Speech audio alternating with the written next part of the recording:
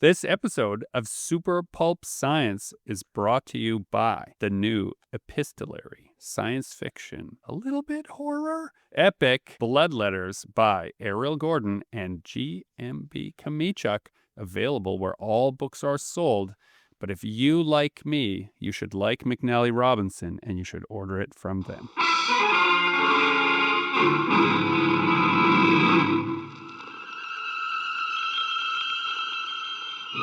Attention, citizens. It's time for Super Pulp Science. This is Super Pulp Science, where we talk about how a genre gets made. I'm G.M.B. Kamichuk. I'm here with my long-suffering co-host, Justin Curry, who is known the world over as Chasing Artwork, and returning to the show today, producer extraordinaire Dan Vadeboncoeur. Here we are, gentlemen, and you've got some explaining to do. Uh-oh. Why? This is what I have to say. Now, I will refer to this person only as a dear listener for now, because, well, they seemed okay with me saying who they were. I don't know how you'll respond to their feedback, so I don't want to throw them under any buses. So until they hear how you respond to them, maybe we'll invite them on the show later. But we did an episode where we talked about Calgary Expo 2025, and we gave it a quite glowing review. Yeah. Yeah. Right? From the vendor's artist perspective. That's right. We've been doing that show since 2009, 2010 was my first year there. So I've had a lot of experience at the Calgary convention. That's right. A long time. And so I would like to say, dear listener, that we value your feedback, all dear listeners. And every now and then, I think it's really important if someone calls bullshit on the notion that we've got it all figured out, which is not the position that we usually take when we're recording, is that we've got it all figured out. We're just talking about our perspective in our own jobs. So from our point of view, that's so, dear listener, if you're taking it like you should do what we say, don't do that. Please, yeah. And if you just saw Justin's face, he would also suggest, don't do what we do. Do what you do. We're just telling you how we do things. I think we're pretty big advocates of there is no right answer in this particular career field. Right. And everybody figures out their own way to do things. Yeah. And there is no right way. Really. And I wonder, maybe Dan, you could weigh on this. Do you think podcasting in general is so much about people giving their direct opinions as if it's the only way to do things, that's the only way people take podcasts now? No, actually, I would say that podcasts are overall becoming a conversation that people respond to, and then you just continue the conversation as we are now. But like a lot of podcasts, So this is normal. See, because yeah, this is normal. But also a lot of podcasts, and the ones I'm involved with more and more, are about giving advice and helping people find their way in an industry. So you guys have experience in this industry. You're just kind of giving advice based on your own experience. Are we giving advice or just telling stories of our foibles? Well, and if you go back to Spider-Man Pajamas, our episode 1, right, where Dan tells us how podcasts work and what they are, I think this is a great reminder of how and why we started the show. Yeah. And this feedback that we got is also a great reminder of how and why we started the show, because we always said, I wish we knew that when I started, right? But we haven't started anymore. And there's a lot of people who are like us along the journey. And in this letter is from a person who's been working professionally in the field for more than 10 years, and they do licensed work. So it's not fan art related. They're like, this is a really important, I think, distinction. They're the complete authors of their own work, and they are, putting in the time, putting in the hours. And I did a little due diligence on them, putting in the time and the hours. Like, it's some pretty great work out there. And they took umbrage a little bit with our glowing review of Calgary Expo, because they have been listening to the show for a while and thought, at last, when they do the Calgary recap, these guys will have had the same experience that I had, which wasn't great. Oh, no. And thought that we would sort of share our miseries together. And they had some interesting points of view. There's never a lack of people to commiserate with at shows. It's actually it bothers me how I need to change my tone so often at conventions, because everybody is ready to shit on everything that's happening, and I'm never. I don't like people who complain all the time about everything. And when you're running into like person after person who just wants to complain, like, yeah, it grinds. Yeah, I just, we have a wonderful job. Yeah. It's amazing. Go work in a cubicle. So this is why I quantify that by our D-listeners' response. They are us in that respect, right? They are not coming from another world. They're not coming as a tourist into that world expecting something. There's someone who has had some experience, has had a really good time in Calgary Expo, and they found that the traffic flow was the opposite of how we described. Okay. And they talked to many vendors who also said the same, had a lot of similar feedback, vendors and people in Artist Alley who had the same feedback, which was, it wasn't a very gangbuster show depending on where you were standing in the show. So before I discuss what's in there later, what are some of the reasons you think that might be? I think this is a valuable look, specifically because Jonathan Ball and I are on our way to TCAF this weekend, which is going to be a whole new show floor also. So it'll either be really good or really bad, and our experiences may vary for exactly the same reasons are in this guy's letter, right? It's a new venue, a new place, new organizers, new everything, right? So you want me to... Yeah, what are some reasons why a show could be down that are, to put it bluntly, not the vendor or exhibitor's fault? I think like location does play a part. Right. So sometimes you might have a booth in the back corner of the show facing a wall or facing an aisle that doesn't look like it's an aisle people are really supposed to go down. It happens. And I think like it's a lottery, right? Like every time I look at a convention map, I'll think, oh, this is a great spot or that's a terrible spot. But I've done this long enough to know that no matter how many times I've looked at convention maps, I have no idea if it's going to be a good spot or a bad spot based on this grid line art version of the floor.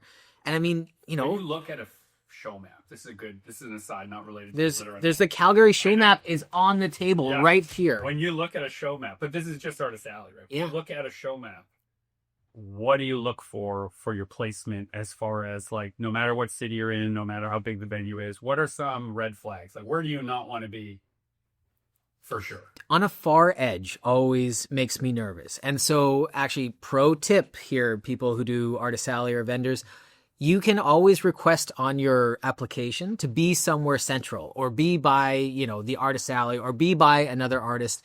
They don't necessarily have to follow those, but every single time I apply to a show, I put a note like, please place me somewhere central.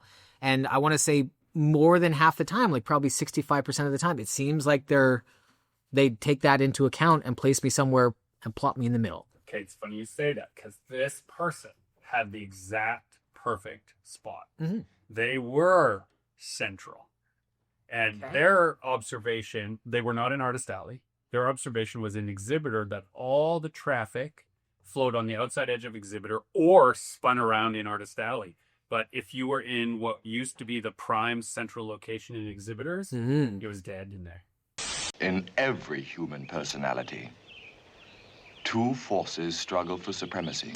One thing all of us noticed was that the vendor section in general was much more dimly lit than the newer Artist Alley section. So as people are walking down by the vendors, they see this bright shining light on the horizon, which is Artist Alley. And do you think that was just the mob went towards the light? I think so. Yeah. So if I'm looking at like the feedback here that the observations from the show floor in exhibitor was that everyone was on their way to Artist Alley. Like it was like the new shiny thing. Amazing. And That's good for you. For us, it was good, right? Well, and to my point that I made on the Calgary show, it felt like nobody in vendors had anything different than every other year that I've seen the vendor since 2010. Like it was an especially boring vendors, and I walked through it 3 times, so I feel like I can say that. So do you think that then in this person's case, and that they always, one of their things that they talked about here in relation to how obvious it is that they listen to the show, they make a little checklist of like, always have something new. I always have something for my regulars. So my regulars come back, and that is the 80-20 rule that we talk about. They understand completely in the feedback. They feed that monster. But they found that normally the Saturday, Sunday, which is where the surge of people would come, were their deadest days. So why aren't they in Artist Alley, this person? Good question. Yeah. That's a question. So that I they're an don't artist, have the publisher. They are an artist. They're an art. Okay, so why are they in vendors? Wildlife art, licensed product from both Canada and the US with a loyal following and a healthy email list, and they do custom commissions. And dear listener, before you think I'm doxing them, they told me that I could share details from their emails, so I appreciate it. Okay, so they're experienced, good artwork. Do you remember their setup? I didn't notice them because I myself didn't venture into that core area of exhibitors for the same reason you're describing. Do you think they had lights at their booth? Oh, interesting. So that's something that's definitely, like, in the last couple of years, a lot of artists and vendors have added lights to their setup, and especially at shows that have dimmer halls. No, they said they had power. They had power, okay. Seats here. They had power, right? They had power. Right. I mean, if I just go with Occam's razor, I want to say that it was the dim lights. That could totally affect traffic. Oh, there's nothing. It's dark over there. It must be closed. Yeah. Like, people would assume that, right? They kind of, I don't know. One of the hardest things to do is predict where people are going to move in a show. And right? here's something that also speaks to your comment. And we both have experienced this. You too, Lyndon. The shows have a pretty hard and fast rule about when you transfer what type of booth you're going to from exhibitor to artist, you lose your seniority, so you don't get a prime great corner spot if you just end up on the bottom of the Artist Alley thing. So they've been trying to get into Artist Alley, but they need the amount of space that they have. They need the corner booth that they have, and they can't get it right now.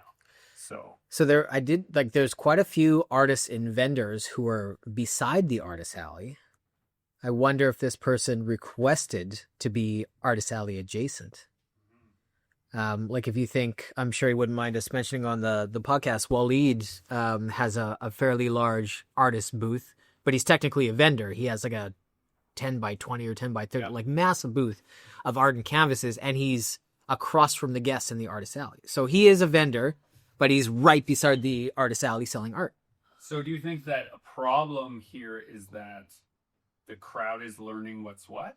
Sometimes I think, it is. If you're not expecting to find an artist in vendors, there's no other art around, and you find art, it's almost like you're not ready for it. Surprise! Oh, it's cool. I'm not in the art buying mode right now, so this is cool, but I'm not here for this.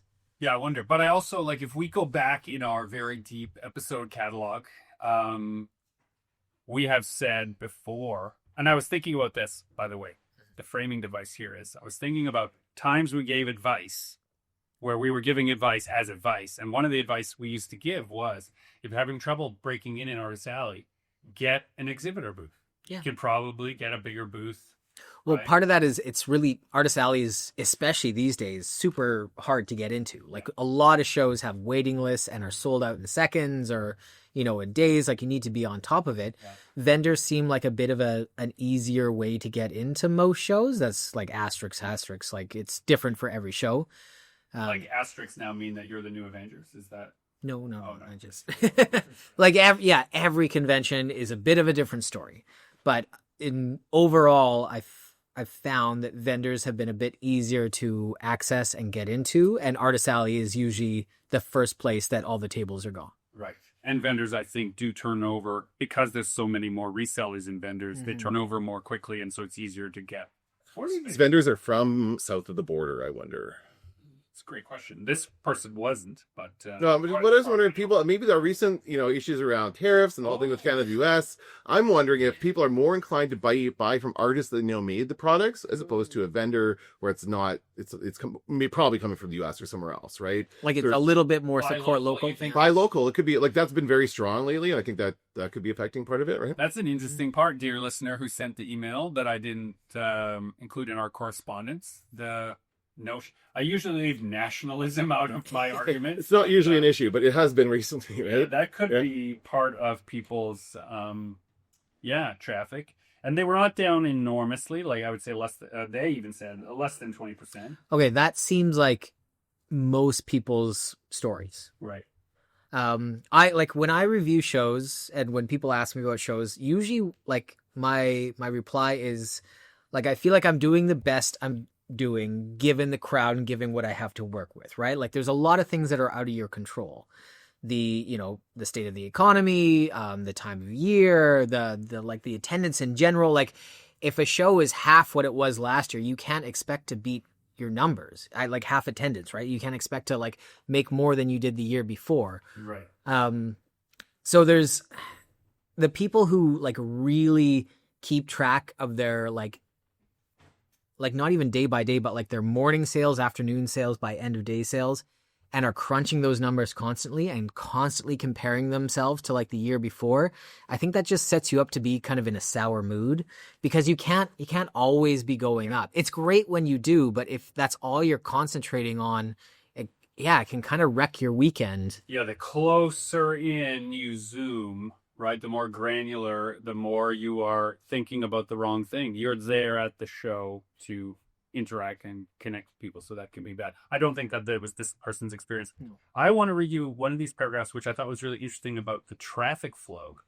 And do you think that there is a benefit to share this kind of information with the people who are actually running the show? And I'm quoting now: "Some of us speculated that the new layout, putting the events on the 2 floors and the artist alley closer to the entrance and main activities, may have unintentionally diverted traffic. In the past, we'd see waves of attendees flood through the halls after panels. But this year, that didn't happen. My customers shared similar observations. You just can't move in Artist Alley, they said, was a common refrain. Meanwhile, our aisles were eerily quiet." So we were jam-packed. That was... Well, no, but we weren't, though. We've heard stories from close friends who were in Artist Alley that complained that traffic was dead and that they were in a dead section. Yeah. And I mean, it's really hard from our perspective because we are behind a booth with 90 degrees of view. We can't, it's hard to take in the whole show. It's hard to see what's going on. We're only seeing our one little section and what traffic's like there. Is this new venue significantly larger than the old venue? They just added on, so there is more space involved? So 40% bigger than it was before? I think people might be getting sick of these things getting larger and larger and having to walk all this. It's a lot of walking to go to a con and to look across and go, oh my God, look at all that stuff. I'm just going to stick over here. It's like 3 Walmart. Yeah, it's like, come on, I don't need to do all that walking. So I think they're not as willing to walk deep into the heart of the beast, as it were. It appears to be an accelerating of your entire metabolism, as if your life were suddenly burning itself up at a much faster rate. Most people are doing this once a year, so shouldn't they, isn't the bigger the better? Because don't tell me how to Comic-Con. That's how we got. It's not once a year, because there's many events throughout the year that do this in every city. Yeah. How many attendees are doing more than one show a year, do you think? How many normal... Oh, lots. I would imagine. Yeah? Many attendees, yes. I know there are some people who travel to different shows, but that can't be a big percentage. No? How often do you guys run into repeat customers at different shows? There's a couple that I run into in different cities that I'm always kind of shocked, because I know how expensive it is to get to these places, hotels, and Usually, though, to answer your question more directly, they're clustered. So if it's someone that I maybe saw in Regina, then or Saskatoon, they're maybe in Calgary or Edmonton. Right, in the same area. General vicinity. But every now and then, not all the time, but every now and then, we'll get people in the Winnipeg show who are from Toronto or Vancouver who have traveled all the way, and they're like, saw you there, saw you here. Yeah. I'm like, well, maybe you should only see me in one place. You're in a whole new city. I mean, I love you for it. Yeah. Yeah. Anything new since 2 months ago when I saw you last? Yeah. Well, in our case, usually yes. Yes. So, that's because it's as much a compulsion as a profession for us, but that's a whole other conversation. So, I think it's important here is that listener feedback was not salty at us in general. I set it up like that because people like drama. It was more like having listened to your episodes and they have this thoughtful feedback. I thought you guys might like to know another point of view that was very different from that episode, and your episode may surprise people who listen to it. Mm-hmm. But I think that's true of every single convention. You can find people that had the greatest time, sales were up, they had an amazing show, and there's other people that this show was crap, the traffic was terrible, I had a down show. Every single convention. That's right. Yeah. And we've been on both sides of that. Yeah. Yeah, how will I talk TCAF this year. The last time I was at TCAF, I landed in International Comics Project that made me one of the best-selling comics the month it was released. That will never happen, and not because of me, dear listener, because the heavy metal band Baby Metal is famous, not because I was. Right? But I did that Z2 book, and the shall I say, the runway of that began at TCAF the last time I was at TCAF. I'm going to TCAF this year. Does that mean if I don't get handed an international deal that I should be upset that TCAF didn't provide me such a thing? And it's so hard not to think about that bar and look at that bar of like, this is what I hope happens again. It's tough. You have to almost steel yourself a little bit. And for those who don't know, the Toronto Comics Arts Festival could not be a more different animal than the Calgary Expo. Mm-hmm. Like, it's free to attend, number one. It's mostly small presses that are there and independent artists. And it is a number of creatives who will work all year, sometimes to themselves, hand press and fold and manufacture the books that they are selling. And this is the one place a year they sell it. There's a number of vendors who this is their one place, and it's their artistic endeavor. They couldn't give two shits about whether they even make money at it. Their goal is, can I get as many of these art pieces into people's hands as possible at the lowest price I can manage to do it? And that's their attitude. Other people are there trying to make bank. Other people are there trying to make art. And it's a very different organization. I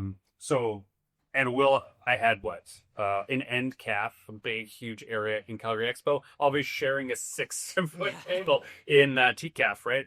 There with my publisher. So it's a very different experience all in. Yeah, you can't expect the same thing. Yeah. So if you were to kind of put your priorities on a list where it's selling books, having meetings, getting new projects, stuff like that, can you talk about like what is your biggest priority and kind of what comes after that? Because selling books is probably not number one. Yeah, is that how you want me to organize it? Yeah. Books, meetings, or projects? Whereas like for example, at the Calgary Comic Con, probably selling as many books as you can is one of your number one priorities. You have a big crowd, you have a big space. Yeah. Like you're hoping that this is the best venue to move a lot of your books. Like there's a lot of personal joy and all that stuff that comes with it, but with the business hat on. Yeah, like if I just tighten the business beanie down tight, Calgary Expo is definitely, I think about it like friction. There's the most. It's 100,000 people. Yeah, they're going to rub against the booth and can I make some sparks? Right? Yes. It's like your wool socks on the carpet. There'll be a lot of people. I'm not sure what the attendance is of TCAF.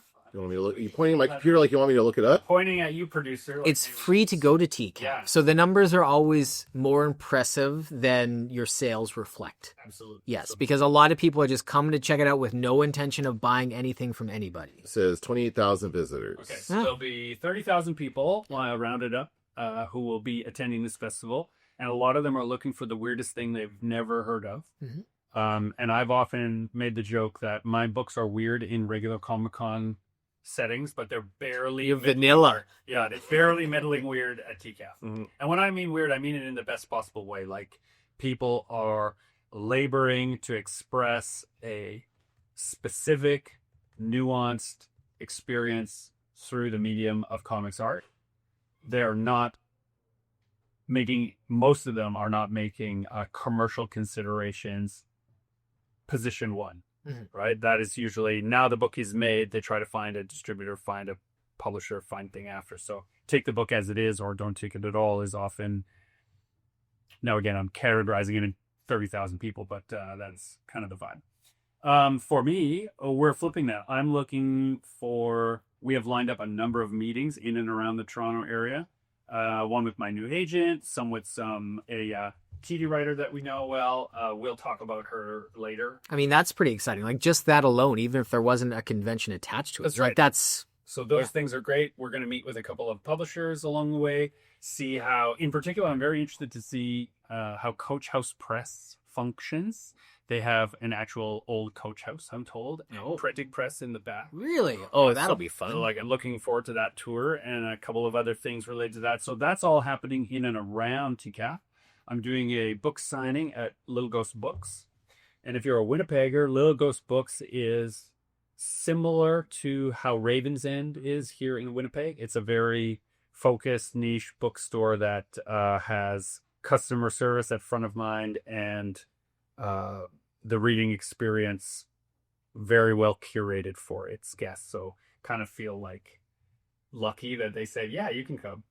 Especially that weekend where I imagine they got cold called by a couple different authors. Yeah, I must have. Well, it does help in this specific instance, I think, that is the publisher reached out first, right? And it's like making that so it doesn't just seem, I think from a bookstore's standpoint, if it was a success or if it wasn't, they want to be able to order the books or return the books through normal channels. So the fact that there's the publisher attached to that organization means that they don't have to risk anything if they say yes, because they can take the books into inventory and ship them back without any problems if there is a problem. Speaking of publishers, there'll be quite a few at this convention. Are you hoping to, like, during the show, talk to some publishers and try to line some things up or send some work to some places? So we talked about this extensively, Jonathan and I, and because you guys don't have much on your plate. That's exactly it.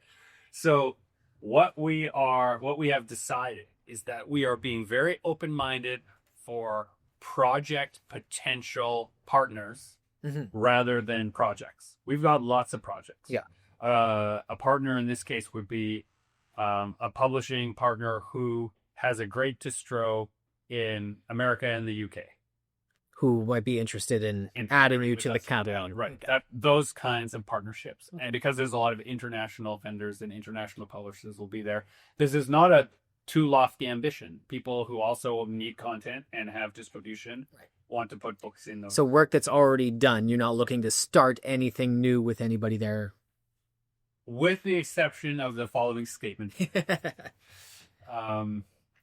If it's a challenge that I don't already have, that's how I get tipped over into taking on another project usually. Like I have there's a potential film. It's not that sounds like I'm involved in a film distributor. That's not it. There's a filmmaker who has some potential distribution in 3 foreign markets who is interested in having me do some prop work for their production. That's not what I normally do as a job, but that is such a cool problem to try and solve for somebody, particularly the kind of project that they're working on, that I was happy to add that to my roster of things that I have to worry about this year. So it's projects that are like in my wheelhouse. They excite me. They make me want to be better at what I do. Yeah. Those are the ones. If someone just needs me to illustrate their book, I can illustrate my own books for myself and probably do it with 80% of the margin going to us at the studio and not 10%. Right. So that's part of the problem. So we are up in this lofty air, so we shouldn't be giving too much advice. If you guys arrive there and it turns out your table is behind a pillar in a dark section where there is no traffic and you're in the position that dear listener was in, right? How do you handle that professionally and like mentally? Okay, well, my first reaction, worst reaction probably, but it was my first reaction was, let's say we could not sell a single thing. Yeah. I would convince... It's day one, you guys have moved one thing. Yeah, well, it would be like by hour 6 of day one. Yeah. I would make the drastic move to give everything away. Okay, so... Wow. But... because of where we are. Because we're at... No, but here's why I want to quantify that. Because the Toronto Comics Arts Festival is people who are readers looking for books to read. And if you become a fan of someone's work, you chase them for your whole life or their whole life, whichever ends first. So this is the one place where if you suddenly were like, well, if I can't sell anything, turn the entire thing into a promotional expense. Don't just try to break even. Go a little in the hole and try to convert as many readers as possible. Seems to me, my dear, our long affair is wearing a little thin. Yes, it does, doesn't it? Perhaps we should terminate it before it becomes completely ashes. Yes, indeed. Before that, would you ask to be moved? Would you try to because we've seen that happen. People have been in terrible spots. There's some people that do it like almost every other show, it seems, and that just stresses me out to even think about it. But like, hey... the one guy who I won't mention, but you'll know exactly who came into a show. He was upset where he was, so he moved other people's stuff off their tables. Yes. Then set up his stuff and actually kicked over their banner stands in an angry fit because he didn't get the spot he wanted. He thought he was a really big deal. Yeah. I wouldn't be that guy. No. That's the opposite of how I think. Yeah, and I've run into this too. There's been conventions, actually 2 conventions. They were both place me like beside the men's washroom door. You'll get lots of traffic. And it wasn't like, oh, you got lots of traffic, but you were also like dealing with odors and smells, and it was just like, yeah, and it was just like in both instances, Sights and sounds of the convention. I didn't want to be moved. My thing was like, nobody should be here. I don't think like, I don't want to swap. I don't want anybody else to come in. Like, this should not be a table, you guys. This is kind of gross and bad. And yes, people are walking by the table, but not for... Yeah. They're not thinking about your art at the time. No. They have a different sense of urgency. Yeah, and it's a hard conversation to have because the answer is usually no. Yeah. When you ask if I can move, be at a different spot, like things are pretty locked in once the show is started. They like even from the person who's putting it on, their perspective, they don't want you moving a whole bunch of crap Through an open floor. Yeah. Yeah. But at the same time, that's valid feedback, and I like hope they would take that and say, well, maybe we shouldn't put a table there. I hope so. But at the same time, they want to monetize every inch of that. That's the other thing, yeah. That's the New York Comic Con back in those days. Actually, those were in the Z2 Baby Metal days. I was put in their brand new anime section. God, I remember that. Yes. And it was just as this person described, a ghost town. Yeah. Because you had to go to a whole other building in New York City. And it was not, they tried to make it sound like it was a close by building. It was not. Yeah. It was a 20-minute walk. Yeah. And in New York, that's a long walk. In one direction, it was uphill. I don't remember if it was uphill there or back, but one way or another, it was not fun for half the journey. So Yeah. it was not very good. So I asked to move, and they moved me. Well, they didn't move you. You just combined with The publisher. Yeah.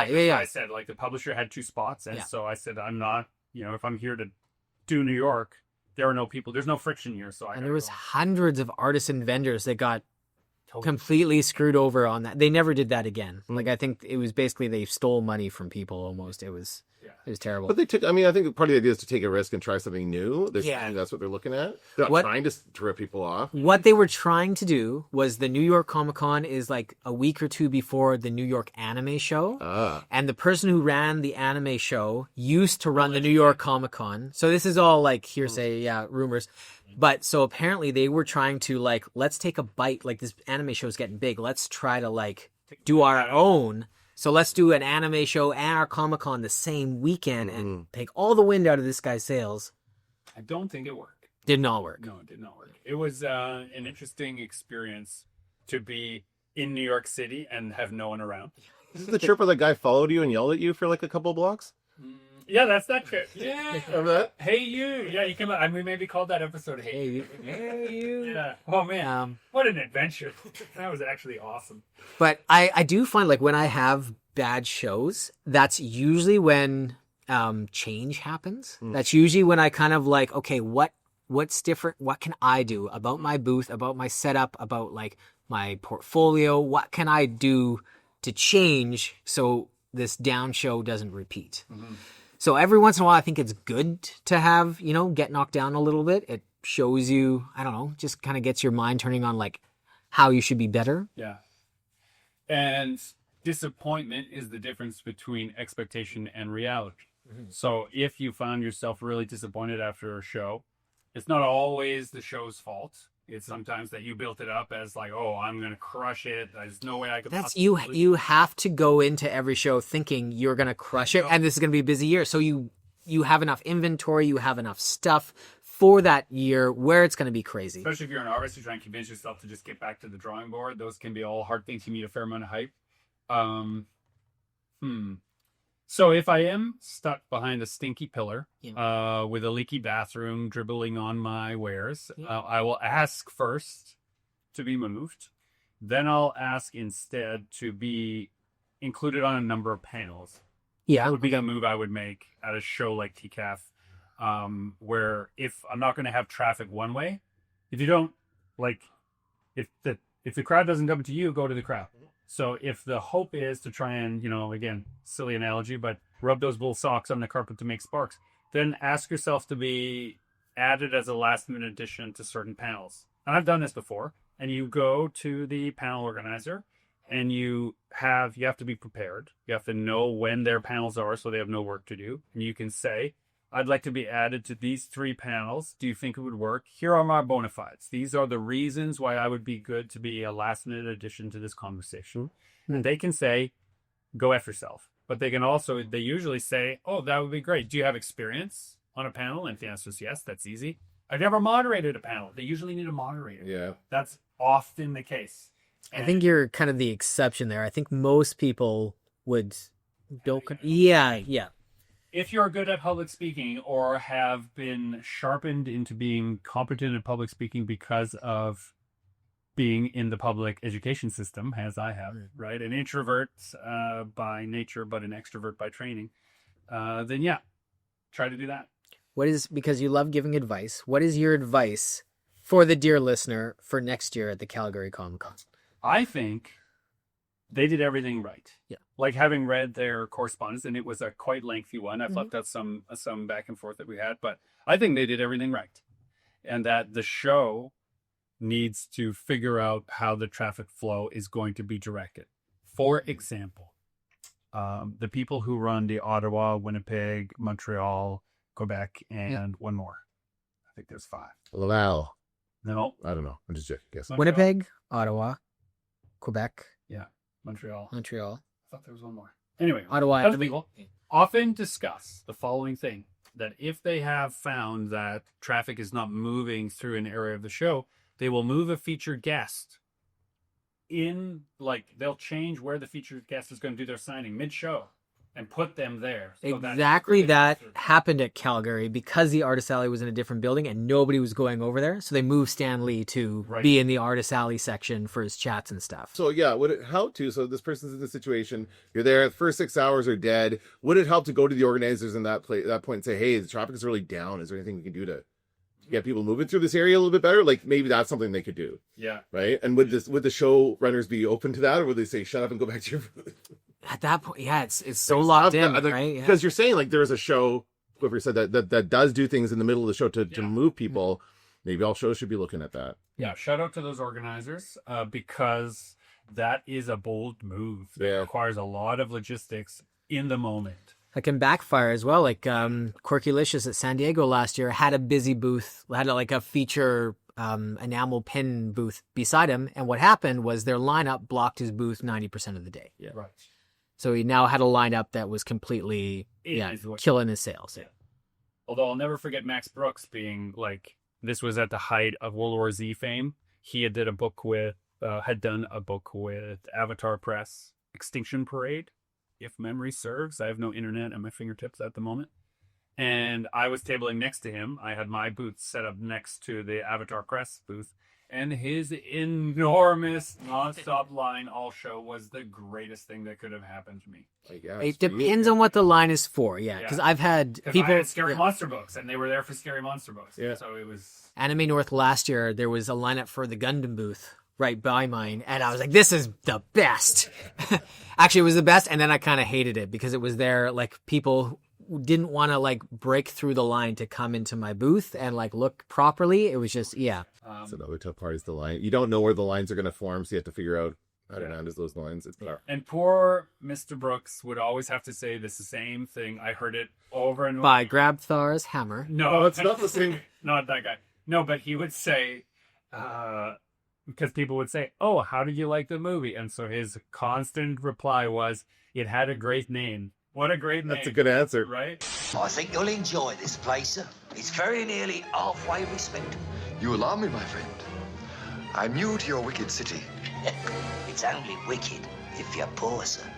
So this is a kind of an interesting pivot in the conversation is something like you get a film or you get some shine on you for some reason, right? Mm-hmm. But it doesn't accurately reflect your work. Is that a bad thing necessarily? I think you should internalize that and just appreciate it and know that next year you could be at a shitty spot having a bad show. Yeah. When you're having a great show, take a mental snapshot. This is great. Next year, maybe it's not going to be great. Yeah, not going to be good. And you can't always turn, it's fine. And this is now speaking to that dear listener. We often will come across like everything worked out, but it's mostly because we're not producing a show where we just complain about the problems. We could probably have it. I bet you that would be a more popular podcast. Yeah, it would be more popular, but it would be worse for people. Exactly. We complained a bit on the last podcast. That's what I mean. Yeah. So like, if it's relevant to us, we do it, but we don't try just to unburden ourselves for the dear listener. Well, it's like Justin said. You said there's a lot of people at shows who are ready to do that, ready to just crap on everything. It's not hard to find them. Yeah. You don't want to be that. Yeah. So we're not, that's not our, that's not how we try to do things. We try to do things constructively here and don't eliminate, but transmute. I think part of the reason we have good locations at some of these shows is because we have a reputation for not complaining about our spots all the time and about how the convention is run, because a lot of those convention runners, they see the same vendors and artists year after year after year. The ones that are always shitting on their show, are you going to do them favors? I didn't think about this because I had not locked it away as that negative an experience, but I guess 2 years ago, remember they lost my booth. They took my booth payment. Yeah. But then didn't have the booth when I showed up. And then billed you again. Yeah. The whole other thing. So the billing side, but the champion of that, who will forever be the champion to me, Kevin Boyd, who organizes a lot of the Fan Expo show floors, said, Gregory, I have a potential solution for you. And he literally said the words, which I think you of all people could make work. And he gave me the pillar. Remember? He said, there is a table that we can't give to anyone because there's a huge pillar in the way, but I know what your setup looks like. I bet you could build around that pillar and it would be fine. And that's exactly what I did. And it was fine, right? It was actually the best possible scenario, given that the show had been sold out for months. There was no extra spots left. No one was giving up a spot, and there was no good corner spots left. The only corner spot there was had a gigantic pillar right through the middle of it. Right, and held up the whole convention ceiling. And you were more than happy. Yeah. I got a tall chair. You saw me grinning like the Cheshire Cat up there, right? So you just do the best. You did not get a tall chair. I did. On the record. Oh, you yes. did not get a tall chair. That's right. Legend is saying that for the record, I did not receive a tall chair from the convention center because at that show, they tried to charge me $600 for a tall chair. Jesus. And so Tom brought me a tall chair from home instead. Okay. Right? Yeah. My second piece of advice for the convention, if you need to rent electricity or tables or chairs from the show, don't do it ahead of time because they up the price like 3 times and then it's so expensive at the show. It's not worth it. Yeah. 600. Yeah. It was crazy. That's cool. It was absolutely crazy because Sam Biko can confirm, because I tried to get 2. I was like, I'll be a hero and bring Sam a big chair too. No. And then they came back. If that was the same show I'm thinking of, they came to check because I hadn't bought a chair, then saw me on a tall chair, and I had to confirm that it was not one of theirs. It was a whole thing. Yeah. It was a whole thing. Yeah. So from my lofty perch on a chair from someone's house in Calgary, I made the best of a pillar setup. So you can do wonders if you don't lose your nerve, I guess. I don't know. So to this person, I will say I'm just going to take a look and see if there's anything super pertinent that I should have addressed. I will say this for all involved. It says, wishing you all the very best with the rest of your shows this year. I'll continue to enjoy hearing of your experiences through the podcast. So they are very supportive. And they know we have Alex Finbo from Renegade Arts Entertainment in common. So that is, I think, partially why I was fine with airing their grievances such as they were here on the show, because any friend of Mr. Finbo is probably a decent human being who deserves our love. It's good to know, and I'm glad that you brought it up on this episode because, not all experiences are universal at these conventions, right? And even though it's going great for you guys, it's not going to go great for everybody. No. So let's just get those out there too. Hopefully it goes better next year. I have a question for you, Mr. Vadeboncoeur, who have organized events. Would receiving a crib notes, not this whole hour-long episode, no one has time for that if you're running a show, would receiving crib notes of these, I don't call them grievances, but they're not even concerns, observations, be of use to a show. Well, I'm sure you did get them, whether you asked for it or not. Everybody has an opinion on how a show should be run, right? Yeah. So I don't know. It depends on the management, how open they are. Right. You guys have told stories about con management that does not seem open to feedback or any kind of deviation from the rules. But I guess it depends on how open they are to that. Like, again, I would have said if I was this person and it was like weirdly slow in the vendor section as opposed to the artist alley, I would have said something. Right. Said, this is like strange. Like, is there a reason why the lighting is so dim in here? I don't know if that was an issue or. There was a leak at one point, I know. But it's also, again, you have to kind of be forgiving. It's a new venue, so they're just figuring this out. Maybe they will figure out a way to brighten up that section next year, or I don't know. And your comment about a impetus to buy local, I think maybe at the heart of the change. There was when it was a couple months ago, there's so much going around about buy Canadian. Like that was really strong here, and I think, and especially in Alberta, they love. Oh no, they want to join the U.S. over there. That's right. That's it depends. But depends on. But there's other people on the other side. But Comic-Con attendees are a different demographic. Yes. Right. Yeah, so that's right. I don't think the Comic-Con attendees want to become part of the States. No, I don't think so. Although they're each to their own. Shall we say, you should vote with your votes and then vote with your dollars, and that is how change is made. It is glacial sometimes to make those changes, and that can be a very difficult process. We were talking about glacial change earlier. Yeah, absolutely. If there is a bureaucracy involved in any way, we talked about this about the KeyCon, right?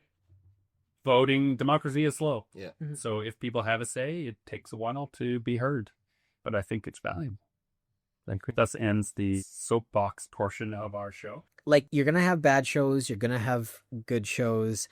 I think it's kind of how you handle it is the most important thing. And just know in your heart, sometimes you're going to have a crappy show and you can whine and complain and blame everybody else. And I don't think that's going to help you moving forward. I think you need to.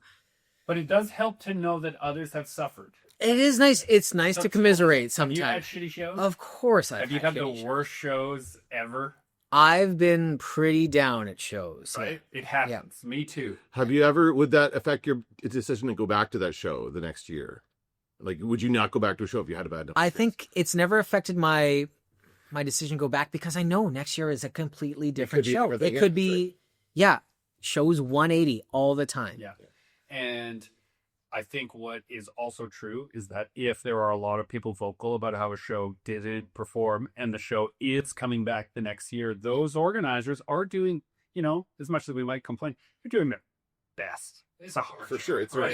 So an event of that size is insane. Yeah, and they're trying to make it good for everyone. And how they try to make it good for everyone is get people there. And we've heard from the inside how you get people there is get big guests. Because big guests get you on the news, and the news gets you the average person being aware that a show is even happening. So those things are, it's not that they don't want to promote you, dear listener, as an artist at the show. It's that the people in your city haven't heard of you. But if they had watched you on an episode of Battlestar Galactica, no, even more widely, like Back to the Future, right? If they saw you in Back to the Future at some point in their life, they might come to the Comic-Con to get, that. And those people, though you might see them as filthy casuals, they're regular people who are just waiting to find out that your stuff exists, and they got to walk right past your booth on the way to the autograph session. So I think those things are all good. It is not simple or easy, but this has been Super Pulp Science, where we do talk about how genre gets made, and I'm encouraging you all to join the fight and make comics.